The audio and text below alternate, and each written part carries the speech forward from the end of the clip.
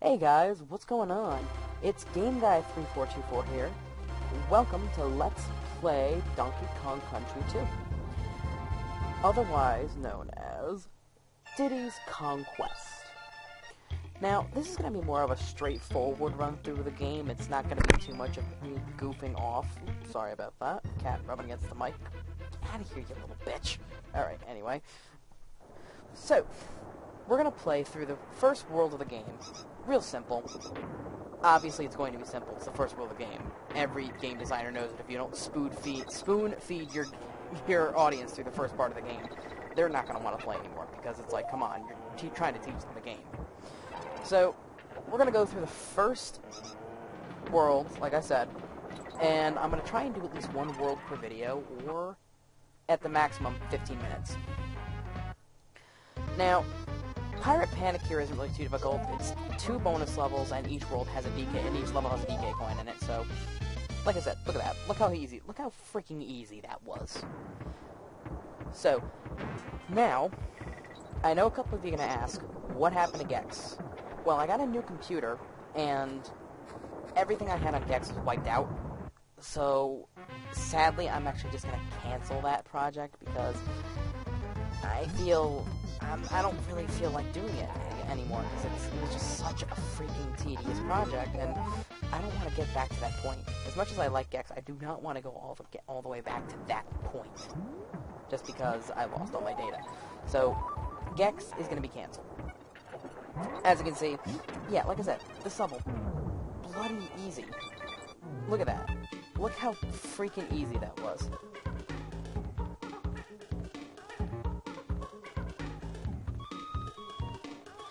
So, now we're going to move on to Main Brace Mayhem. This level can be a little more difficult if you're not too used to the game. This level actually only has one instant death pit, which is at the very beginning. After that, it doesn't really have anything else going to instant death from there. First bonus barrel here, How to Climb Ropes 101. Literally, that's all it is How to Climb Ropes 101. It couldn't get any easier than that. Alright, moving on here. There's the K, and here's a little shortcut for you guys. If you ever want just a quick way to get through that level, just do that. Pretty easy. This level is just so simple. Hello. Barrel of monkeys mowing down a line of rats. Congratulations, we just put Mousetrap, combined it with a barrel of monkeys. Anyway. Cannonballs. If you see these in the level, take them with you, because they always pertain to a cannon that has a bonus level in it. Destroy them all. Here's an easy way to do this. Simply put, just jump on all these platforms, grab the barrel, go down to the other side, jump up, throw it on, and mow them all over. Congratulations, a chorus line of death. Now, moving on, climb the ropes, do whatever you gotta do. Here's the third bonus of the game. Again, here's where we're gonna collect the stars.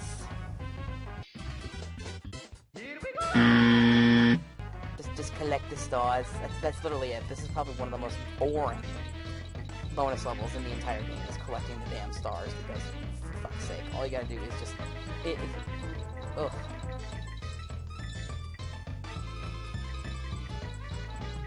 Collecting stars, pain in the ass. Moving on.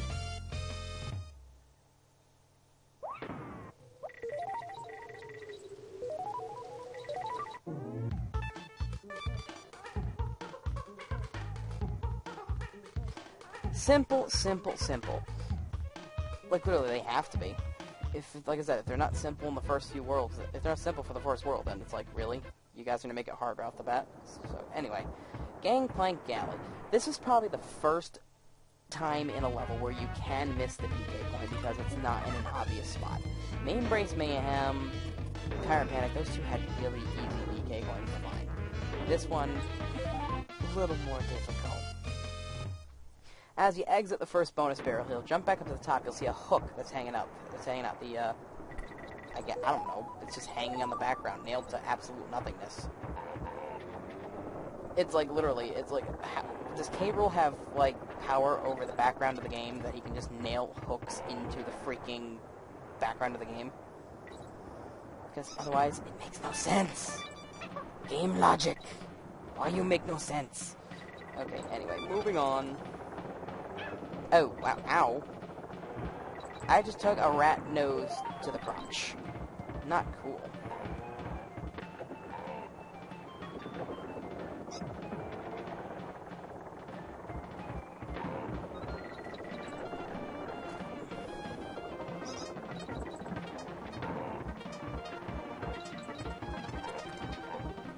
Anyway, moving onward. Let's see here, we got this bonus barrel here. Here's another one. Those little exclamation point barrels are invincibility barrels. You collect them, you'll get an invincibility for a short amount of time. Congratulations, hop on random hooks, get a crown coin.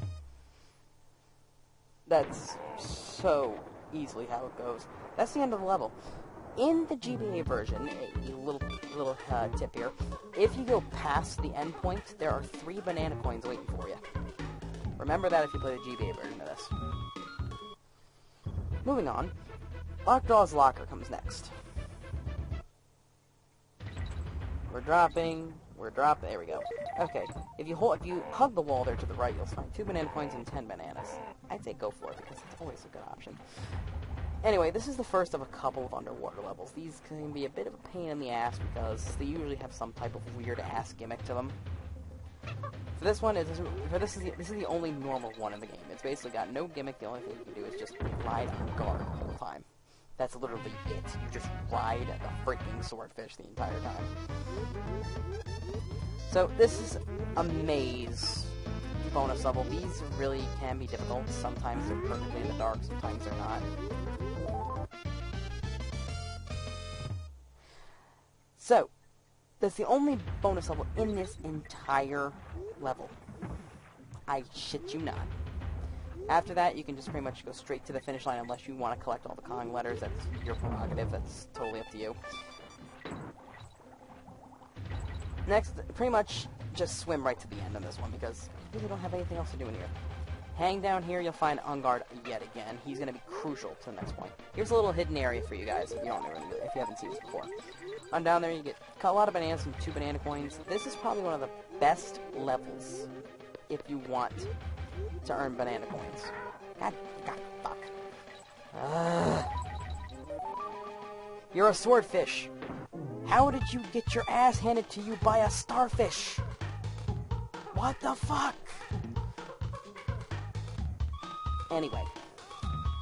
So, next up, we're gonna go right over to Topsail Trouble. This level, also pretty simple. This is also the first time where Rare puts it in where you can jump in some spots and there'll be an enemy right above you. Literally, if you've played Bubsy, you know what this is like, where the screen doesn't show you where the enemy is, and you get hit by an invisible enemy, which is a pain in the ass. First bonus barrel of this level. Again, it's another destroy them all. Just simply put, bounce on all the damn glitters.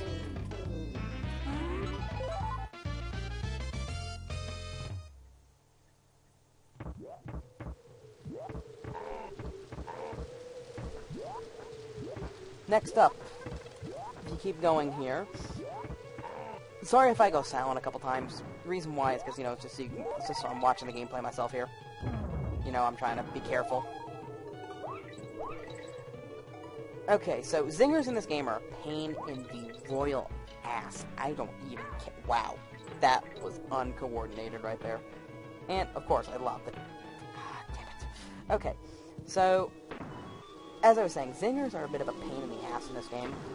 They were in the first game, they're even more so now because they're more of an object, more of one of those objects that just gets in your way no matter what you do. The thing is that there's also 2 types of zingers in this game. From the first game, it was hard to tell which bees were killable and which ones weren't. In this one, they're easy to tell. There's yellow and red, which I actually thought was a really, really nice touch.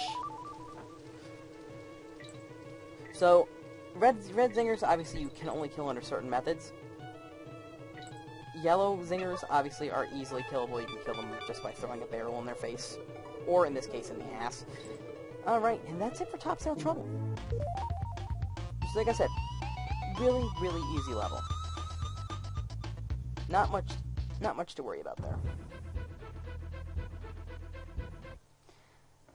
Now, we've got Crow. This is probably one of the most fucked up bosses in the entire Donkey Kong Country series, because you have to use his own babies to kill him. Literally, you have to use his own babies to kill him. How fucked up is that? And the fact is, he's also shooting them at you. What is this? And migraine! Now, the reason how you can tell which eggs will fall and hit the actual sail, which will just go off, look at how much they're spinning. If it's spinning a lot, like you saw that one was, it will actually land. If it's slow, then oh well.